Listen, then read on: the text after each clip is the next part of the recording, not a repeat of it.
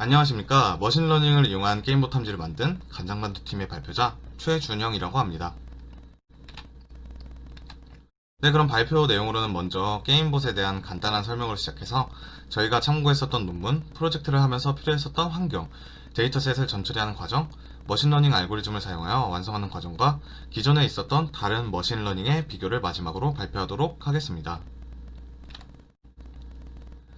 먼저 게임봇이란 사람을 대신하여 자동으로 게임 플레이를 해주거나 보조해주는 프로그램입니다.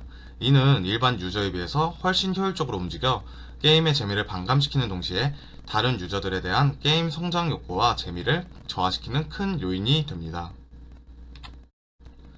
다음 영상은 실제로 게임 캐릭터 4개를 게임봇을 통해 동시에 컨트롤하여 비정상적으로 플레이하는 모습입니다.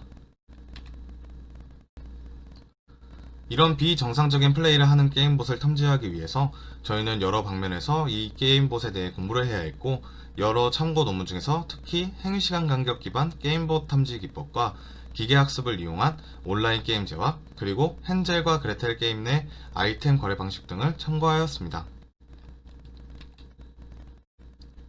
다음 그래프는 참고한 논문 중에서 어떤 액션의 기록을 담당하는 로그 아이디 발생률을 일반 유저와 게임봇으로 나눈 원형 그래프입니다.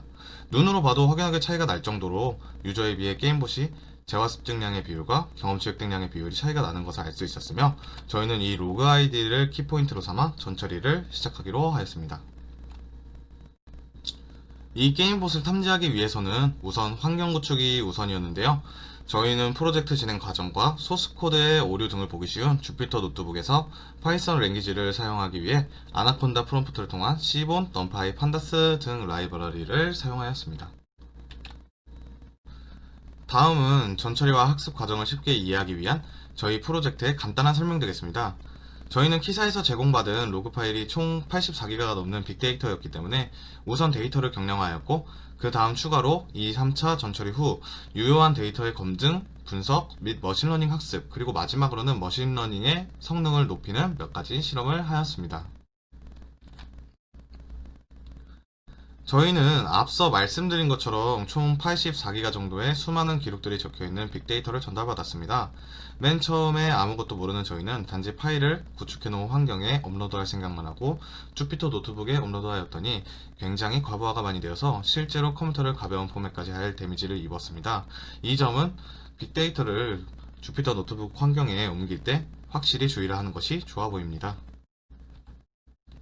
네, 이런 가공을 거치지 않은 빅데이터를 앞서 실패를 겪은 저희들은 미리 라벨드 어카운트라는 파일을 지급받았었는데, 이는 계정별 개체값으로 게임봇은 1, 일반 유저는 0으로 표현을 하고 있었습니다. 저희는 이 파일과 엑셀 함수를 이용하여 클래스 봇이라는 칼럼을 새로 만들었고, 이 라벨드 어카운트를 빅데이터에 입력, 개체값이 없는 데이터를 삭제 처리하여 빅데이터를 경량화시켜 주었습니다.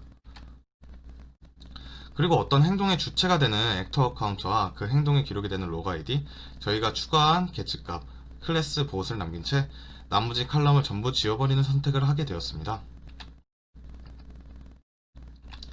그리고 난 후 이렇게 전처리한 데이터가 앞으로도 유의미한 값을 포함하고 있어야 했기에 우선 이 파일들을 가지고 검증을 가질 필요가 있었습니다.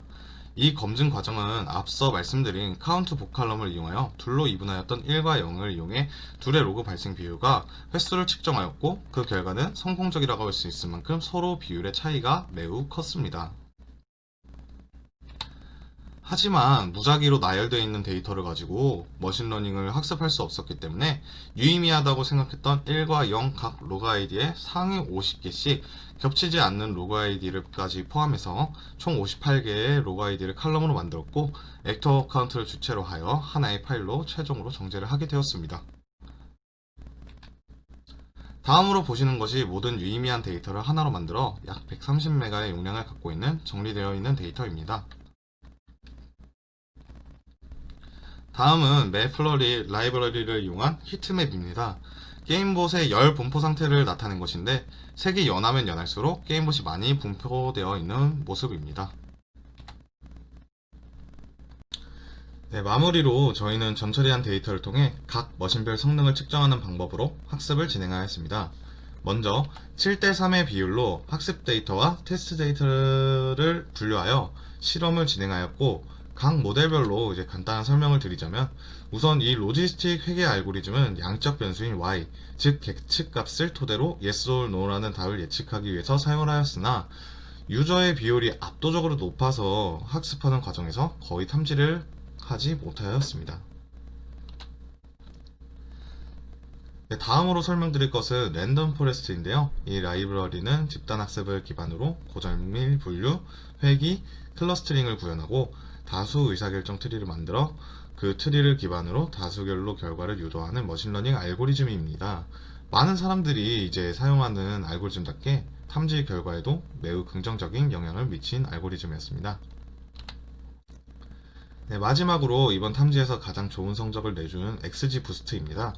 이 알고리즘은 병렬 학습을 통해 분류와 회귀를 둘 다 가능하게 하여 경사하강법을 사용해 탐지율을 높여주는 역할을 하였습니다. 이리하여 저희는 총 1128개의 테스트 어카운트에서 1014개의 유저와 88개의 게임봇을 분리하였고, 가장 좋은 성적을 주었던 XGBOOST에서 탐지율을 97.7%를 구분하여 냈습니다. 이는 전년도 키사 대회 본선 진출팀과 비교해 보았을 때도 비교적 단순한 전처리 과정으로 비슷한 탐지율을 보여주게 되었습니다. 네, 다음으로는 저희가 실험 과정에서 발생한 피드백입니다. 저희는 이제 보시는 것과 같이 맨 처음 상위 40개의 칼럼으로만 진행을 했으나, 현재는 아까 말씀드린 것 같이 총 58개의 칼럼으로 최종 전처리를 마쳤습니다.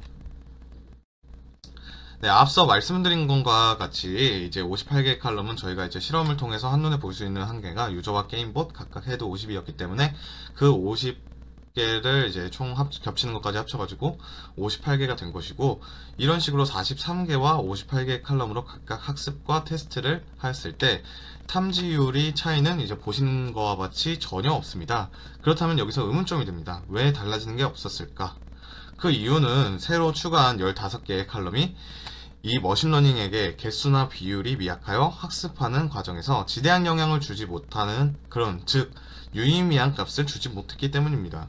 그럼에도 학습을 이제 58개 칼럼으로 진행한 이유는 혹시 모를 변수에 의해 넣는 게 좋다 판단하여 추가하여 진행을 하였습니다.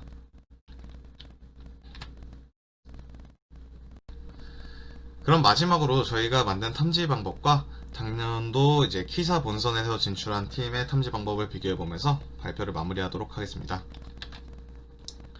다음을 보시면 저희가 전처리한 과정에서 앞서 설명드린 것과 같이 로지스틱 모델을 통한 탐지에서는 유저의 탐지 비율은 높게 나왔으나 게임봇의 탐지 비율은 매우 저조하게 나왔습니다. 이 비율은 유저와 게임봇의 데이터셋 비율과 거의 흡사하게 나왔으며, 여러가지 실험 결과 다음 이제 로그 아이디를 통해 분석하는 탐지 방법은 로지스틱 모델 특성상 학습 모델의 비율이 더 많은 쪽으로 결과가 기울게 되는 것을 알 수 있었는데요. 그렇다면 2019년 본선팀의 로지스틱 모델 탐지 확률인 94%가 만약 저희가 만든 모델의 비율과 동일한 9대 1의 같은 환경에서 진행을 하였다면 당연히 본선팀의 모델보다 저희가 탐지율이 더 높을 거라고 추측을 하였습니다. 물론 추측적 결론이라 이제 확신을 하기는 어렵지만 그만한 이제 실험 결과가 근거가 있었기 때문에 이제 저희가 만든 데이터셋이 훨씬 효율적으로 탐지에 작용하였다고 조심스럽게 예측을 할 수 있었습니다. 이상으로 간장만두팀 발표자 최준이 형이었고 발표를 마치도록 하겠습니다. 들어주셔서 감사합니다.